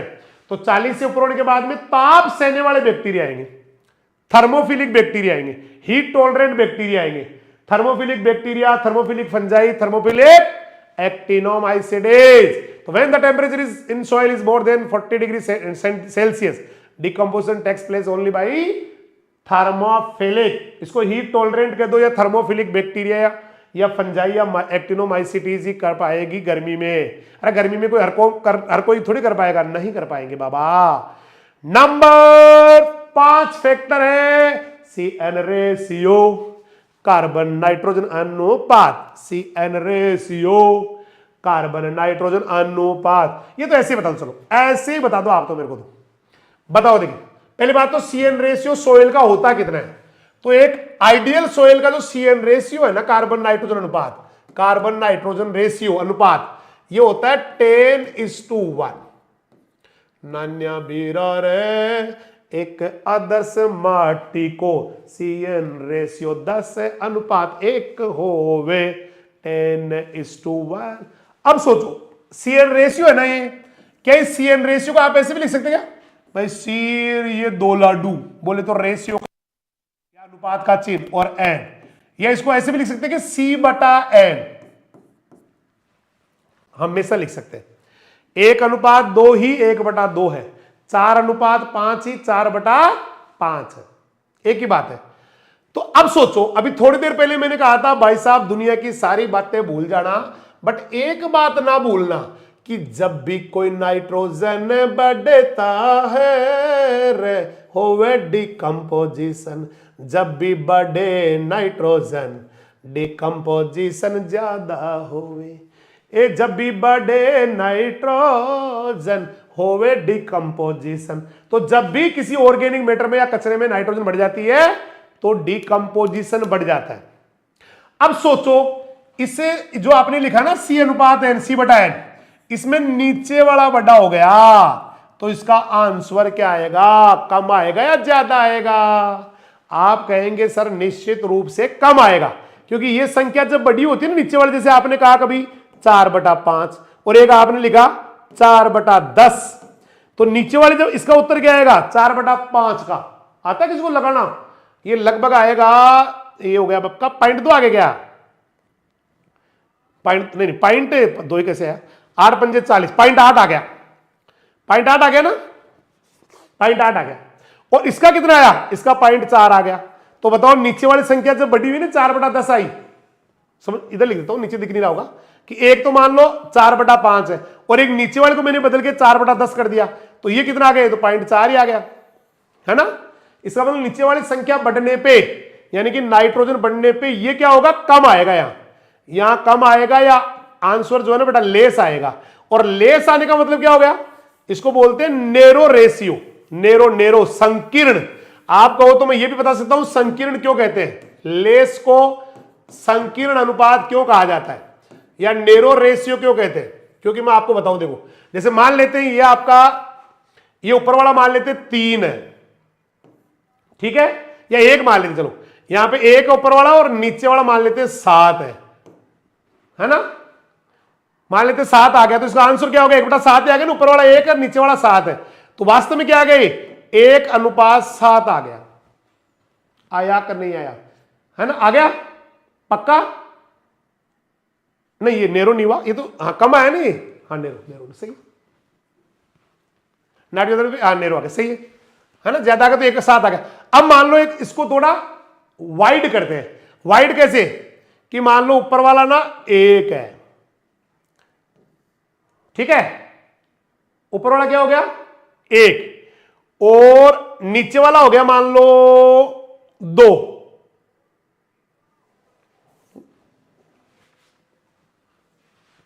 नाइट्रोजन बढ़ा तो रेशियो में क्या हो गया, संकुचन हो गया, मतलब 7 का गैप आ गया, देखो 1/7 आ गया। लेकिन अगर थोड़ा नाइट्रोजन को अपन कम कर देते हैं, मान लो 1/3 ही कर देते हैं, तो क्या आ गया 1:3 आ गया, है ना। इसमें क्या हो गया, नहीं उल्टा हो गया, उल्टा बोल दिया शायद, है ना, सही तो बोल रहे हैं, हाँ सही है। इसको क्या बोलेंगे, गैप अगर कम है तो, ये तो विस्तृत हो गया ना भाई साहब, इसको बोलते हैं विस्तृत या ब्रॉड। और ये क्या हो गया, इसको बोलते हैं नेरो, क्योंकि गैप ज्यादा हो गया, संकुचित हो गया, रेशियो बहुत ज्यादा गैप हो गया, तो नाइट्रोजन अगर ज्यादा बढ़ गई ना तब तो क्या होगा, रेशियो आएगा कम, और कम को बोलते हैं संकुचित। और आपको पता है नाइट्रोजन ज्यादा होगा तो क्या होगा, अपघटन बहुत ज्यादा हो जाएगा। मैं रिपीट कर दूं, नाइट्रोजन ज्यादा होने पर अपघटन भी ज्यादा होता है। सिंपल और सिंपल वर्ड में मैं एक बार रिपीट कर रहा हूं फिर से, कि आप लिख रहे हैं C अनुपात N, या यूं लिख दो कि C बटा N। अगर ये ज्यादा होता है ना ये नाइट्रोजन, तो इसका उत्तर आएगा कम, और कम को बोला जाता है, क्या बोलते हैं कम को, संकुचित रेशियो, संकीर्ण रेशियो या नेरो, है ना। तो नाइट्रोजन ज्यादा होने का मतलब सीधी बात है, नाइट्रोजन है तो ज्यादा टूटेगा, ब्रेक डाउन होगा, और नाइट्रोजन है तो इसका रेशियो क्या हो जाएगा, कम आ जाएगा, यानी कि लो आ जाएगा या नेरो आ जाएगा। कम आने का मतलब ये हो गया। और अगर नाइट्रोजन मान लेते हाँ कम है तो क्या होगा, जैसे नीचे वाला है ना CN, अब की बार ये कम है तो इसका मतलब उत्तर भी क्या आएगा, इसका उत्तर क्या आएगा भाई साहब, उत्तर अब की बार ज्यादा आएगा ऊपर वाले से, क्योंकि नीचे वाली संख्या छोटी है तो आंसर आएगा अधिक आएगा। और अधिक के लिए क्या वर्ड यूज करते हैं, विस्तृत या वाइड रेशियो, वाइड रेशियो। अब नाइट्रोजन कम है तब आया उत्तर तो ज्यादा इसका, और ऐसी कंडीशन में क्या होगा, उल्टा डिकम्पोजिशन धीरे हो जाएगा, धीरे। तो एक ही बात याद रखना, अगर नाइट्रोजन है ज्यादा, रेशियो आ गया नेरो, नेरो, संकीर्ण, संकुचित, संकीर्ण, संकुचित, तब तो नाइट्रोजन ज्यादा है तो उत्तर कम आया, कम आया तो CN रेशियो का उत्तर कम आया, कम आया तो विच्छेदन होगा ज्यादा। और अगर नाइट्रोजन कम है तो फिर ये ऊपर वाला जो है ना, इसके हिसाब से आंसर आ जाएगा, नीचे वाली संख्या छोटी होगी तो उत्तर आएगा ज्यादा, यानी कि हाँ, फिर ये आपका रेशियो हो गया वाइड या विस्तृत, वाइड या विस्तृत, और ये हाँ विच्छेदन हो जाएगा कम। एक ही लाइन याद रखो, नाइट्रोजन है विच्छेदन है, नाइट्रोजन है डिकम्पोजिशन। लिखा देखो, नाइट्रोजन की मात्रा ज्यादा होगी यानी कि नीचे वाली संख्या बड़ी हो गई, तो कार्बन नाइट्रोजन अनुपात क्या हो गया, संकुचित हो गया, नेरो हो गया। और नाइट्रोजन ज्यादा है, अनुपात संकुचित है, तो विच्छेदन प्रक्रिया बहुत तेजी से होगी। सीधा है भाई साहब ये तो। When the amount of nitrogen is high और CN ratio is narrow, the decomposition process takes place at a faster rate. कौन सा रेट, समझ में आ गया। स्क्रीनशॉट लेना हो तो ले सकते हो, बुक में लिखा हुआ है। उल्टा करते हैं अब की बार, ऑन द कॉन्ट्रेरी, इसके विपरीत, अगर कार्बन नाइट्रोजन अनुपात विस्तृत हो गया, है ना, वो कब होगा, जब नीचे वाली संख्या छोटी होगी, तो आंसर ज्यादा आएगा, ज्यादा क्या बोलते हैं, विस्तृत, तो विच्छेदन गति फिर धीमी हो जाएगी क्योंकि नाइट्रोजन कम हो गया। तो on the contrary, when the carbon nitrogen is extensive कह दो या वाइड कह दो, इसको वाइड बोलो, एक फोटो और ले लो इसकी, इसको वाइड बोलो, वाइड, ये वाइड हो गया, है ना, ब्रोडर हो गया, वाइड कह दो, ब्रोडर कह दो, ये ज्यादा हो गया तो नाइट्रोजन उसका मतलब उसमें कम है, और डिकम्पोजिशन भी धीरे हो जाता है, धीरे हो जाता है। चलिए बात करते हैं पीएच की। पीएच बोले तो प्रुसांस डिहाइड्रोजन, पीएच बोले तो पावर ऑफ हाइड्रोजन, पीएच बोले तो potential of hydrogen. Sorensen uncle ने दिया था पीएच, तो सबसे ज्यादा डिकम्पोजिशन 7 पीएच पर, न्यूट्रल पर होवे ज्यादा डिकम्पोजिशन होवे रे, अरे 7 पीएच पर ज्यादा होवे डिकम। तो ऑन द कॉन्ट्री, ये आपका sorry, the decomposition of organic matter in the soil is more at neutral pH 7। सबको पता है 7 भी होता है ना। बैक्टीरिया ज्यादा एसिडिटी में एक्टिव होते हैं, ना एल्कलिनिटी या क्षारीयता में होते हैं। तो बेस्ट कौन सा रहता है, बेस्ट तो बीरा रे, न्यूट्रल ही रे वैसे। तो एसिडिक या एल्कलाइन सोइल में विच्छेदन हो जाता है कम, अम्लीय में भी कम, क्षारीय में भी कम। तो फिर बेस्ट कितने पे होता है सर, न्यूट्रल पे। तो the rate of the decomposition is less in acidic and alkaline soil. लेकिन मान लो कोई, समझ में आ गया ना, न्यूट्रल पे ज्यादा हुआ है, एसिडिक में भी कम, एल्कलाइन में भी कम, क्षारीय में भी कम, बेसिक में भी कम, अम्लीय में भी कम, क्षारीय में भी कम। तो फिर किसमें बढ़िया होता है, उदासीन, उदासीन, उदासीन, न्यूट्रल, उदासीन में ज्यादा होता है। अगर अम्लीय में आपने चूना मिला दिया तो फिर बढ़ जाएगा ये। अम्लीय मृदा को चूने से, लवणीय क्षारीय को जिप्सम से। तो अम्लीय मिट्टी में अगर सुधारने के लिए आपने चूना मिला दिया तो अम्लीय क्या हो जाएगी, न्यूट्रल हो जाएगी, और न्यूट्रल हो जाएगी तो विच्छेदन की गति या स्पीड भी बढ़ जाएगी। तो adding lime to the acidic soil increases the speed of decomposition. तो ना होता एसिडिक में ज्यादा, ना होता एल्केलाइन या बेसिक में ज्यादा, ये तो न्यूट्रल पे है ज्यादा और ये तो न्यूट्रल। और आपने अगर चूना डाल दिया ना एसिडिक सॉइल में तो फिर तो भाई साहब बस बढ़ जाएगा, ये वापस न्यूट्रल पे आ जाएगा पीएच। समझ में आएगा? तो डिकम्पोजिशन ज्यादा किस पे होता है? उदासीन उदासीन उदासीन 7 पीएच 7 पीएच, अम्लीय में ज्यादा नहीं, क्षारीय में ज्यादा नहीं, तो ज्यादा किस पे? 7 पीएच उदासीन उदासीन उदासीन। और अम्लीय में किसी ने चूना मिला दिया तो फिर ये टूटने की दर बढ़ जाती है। अब लास्ट फैक्टर आ गया न्यूट्रिएंट्स। तो अगर मिट्टी में आपने फर्टिलाइजर डाला यानी कि नाइट्रोजन वाला डाला, नाइट्रोजन डालते ही तो बढ़ जाता है, तो मृदा में उर्वरक द्वारा पोषक तत्व डाला तो भाई साहब विच्छेदन की भी लाइफ हो गई झिंगा लाला। अगर तूने मृदा में उर्वरक द्वारा पोषक तत्व डाला, विच्छेदन को भी बढ़ा डाला, तो the rate of decomposition increases when nutrients are added to the soil through fertilizer। तो जब भी कोई फर्टिलाइजर डाला डिकम्पोजिशन बढ़ा डाला, डिकम्पोजिशन को बढ़ा डाला। तो ये हो गए सारे के सारे फैक्टर्स। और आज की पढ़ाई हम रखने वाले यहीं तक। कल हम आगे पढ़ेंगे कार्बन साइकिल से। मुझे लग रहा है शायद आप इसको एंजॉय कर रहे हैं, आपको सारी बातें समझ में आ रही है, एकदम क्रिस्टल क्लियर हो रही है, बड़ा अच्छा सा आपको लग रहा है, ऐसा मुझे लग रहा है। अब मुझे नहीं पता आपको क्या लग रहा होगा, लेकिन मैं ऐसा उम्मीद करता हूं कि आपको जितना चैप्टर पढ़ा दिया उतना मस्त लग रहा है, जबरदस्त लग रहा है। तो मिलते हैं कल फिर 7 बजे, थोड़ा 7 से पहले पहले आएंगे क्योंकि सर्दी पड़ने लगी भाई साहब, अब सर्दी हो गई तो 7 से पहले पहले चालू करेंगे। तब तक के लिए लेता हूं विदा। नमस्कार, जय हिंद, जय राजधानी, सत श्री अकाल, सब्बा खेर, वाहे गुरु दी फतेह, खुदा हाफिज, अल्लाह हाफिज, राम राम।